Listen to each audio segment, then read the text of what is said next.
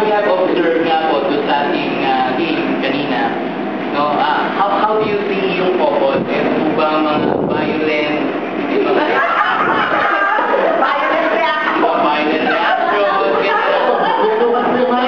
sabi nga ni Pastor, maganda raw si Temporary Church, napakababa.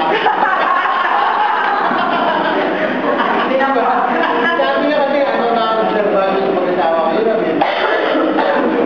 Natural nila, makababa na raw si Temporary Church sa bahay. Sige, proud lang eh. Mababa ka pala yung pag-mastay niya.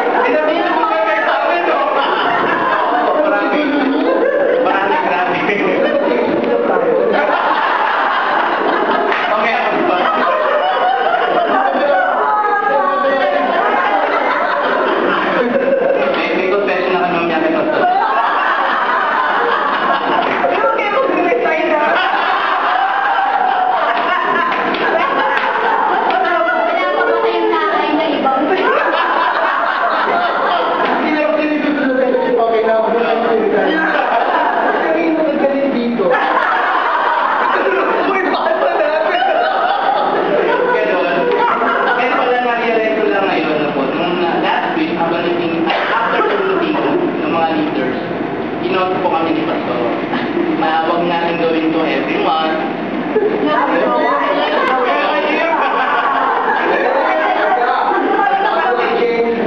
Special occasions dapat magkaroon ng couple. Kaya nakapag-research mo.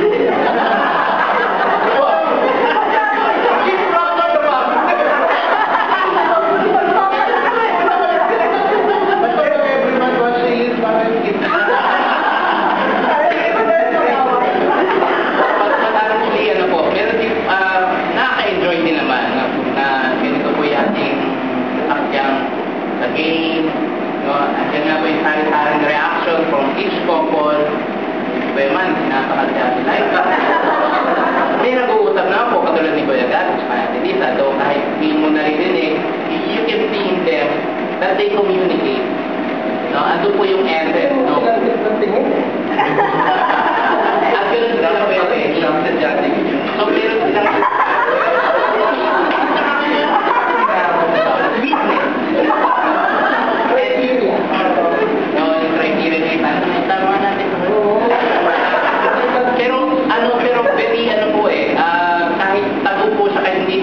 sa criteria, lumalabas po yung gano'n. Na yung gano'ng factor. Sa bahay ako nananakap.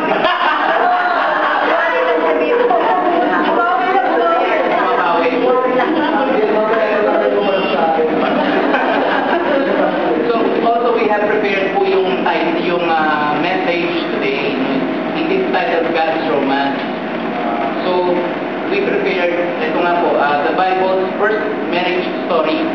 This is from Genesis 1 to 2. It is that begins like all love stories is with a problem. No? So, na-encounter po natin with our, yung pong ginamit po natin, may mga problema tayong hinarap. No? Kung paano tutupiin, ng isang kamay, or yun nga, pagputol ng scotch tape. So, may mga problema. It is like as well, within the marriage life, may mga problema. Kung paano na lang yung diskarte ng couple na ma-manage din yung problem, no, and ma-survive. The chapter reverberates with the regular drum beat of truth as God creates the universe. But then something is unsatisfactory. Having made Adam, God discovered something not good. As sinabi po sa Genesis 2:18. God's society was inadequate before Adam. He needed the company of another creature. So God made a partner, Adam, Eve, and presented. So yun nga po, si Eve presented na po kay Adam. Adam's reaction was immediate and passionate. This now bone of my bones and flesh of my flesh. In effect, Adam explained this is one is family. So, pinoclaim naman ni Adam na yung si Eve ay a family. he was attracted because he felt kinship. Sometimes it is claimed that marriage offers intimate possibilities because of the differences between the sexes. So, lahat nga po, nung kami rin po ni Dean, nung start kami, doon po naglabasan yung differences po namin. We have encountered problems. Nagko-communicate naman kami. No? Pero meron pang mas essence din doon sa communication. So, ano po sa palagay po ninyo, yung mas essence pa in communication, in the marriage life. So, no whole behavior could produce this. It was a gift from God. Something of God is seen in the unshaped nakedness of Adam and Eve. And Adam could delight in Eve because she was like Eve. So, God finds particular delight in this man and woman because together they are like in Him. There is fellowship among the three. So, tatlo nga po sila. Natutunan ko rin po yun. No? In marriage life, binigyan po ng emphasis nung pastor na nagkasal po sa amin na our marriage is love triangle. Eh, marami po ako mga office ginagito po yan na bigla na meron po kami love triangle. So they feel mutually shared and they delight in one another. Okay? So idadagdag ko rin po dito. Sinasabi ko nga po that the essence of this game is for the couples to have their nakapit po yung kanilang communication, but there is much deeper in the communication. No? So kung yung back po, i-reflect po natin as our family, okay, paano natin i-build up yung family? Yung paggawa nga po ng wrapper, that is for our plan, that represents our plan. So how do we communicate, no, for our plan? So kanina nakikita ko rin nga po si Kuya Dennis, he moves individually like a father, no?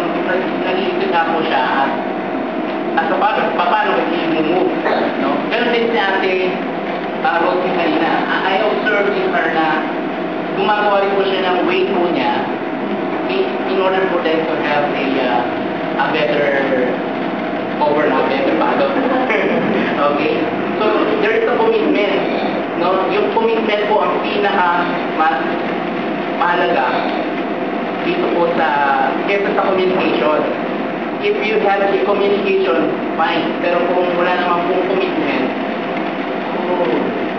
yung commitment mas deeper pa doon sa communication. So, dito po sa binabasa ko, si Harold Trixala, sabi nga po niya dito, sa isa sa mga radio, po niya, comments, wait po wala. So, ito po. Ang title is Commitment and What Counts in Life. So, ang biblical basis naman po nito sa Colossians, whatever you do, Colossians chapter 3, verse 23 and 24, whatever you do